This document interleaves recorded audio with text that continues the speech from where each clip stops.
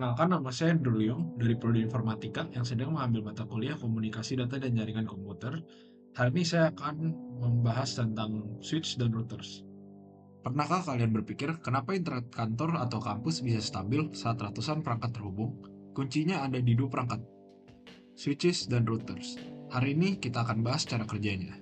Switch Cisco menghubungkan device dalam satu LAN, seperti PC, printer, dan server. Ia bekerja di layer 2, yaitu data link, membaca alamat MAC, lalu mengirim frame hanya ke port tujuan sehingga hemat bandwidth dan lebih efisien dibanding hub. Seperti di kampus, satu lantai bisa punya puluhan PC di satu switch.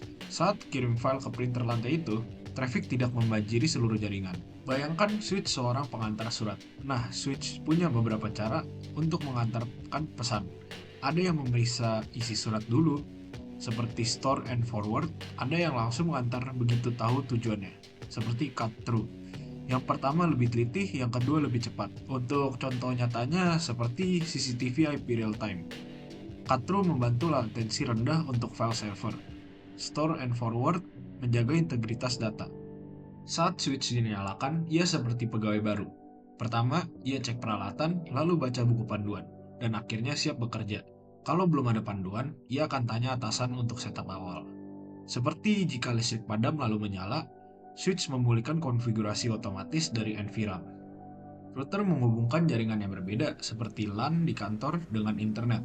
Bekerja di layer 3 menggunakan alamat IP, serta menjalankan protokol routing seperti RIP, OSPF, atau EIGRP untuk memastikan paket data memilih jalur terbaik. Seperti di kantor, divisi HR dan R&D biasanya berada di subnet berbeda. Router memastikan kedua divisi tetap bisa saling berbagi data sesuai kebijakan perusahaan tanpa mengganggu keamanan jaringan masing-masing. Router juga seperti pegawai baru. Ia cek peralatan, baca buku panduan yang urutannya adalah POS, Bootstrap, muat iOS dari Flash TFTP, lalu baca startup config dari NVRAM. Jika tidak ada, masuk mode setup. Jadi, ringkasnya, switch fokus di koneksi internal LAN dan efisiensi layer 2, dan router bertugas menghubungkan antara jaringan dengan keputusan layer 3. Keduanya boot dengan pola yang mirip, yaitu muat OS, lalu konfigurasi.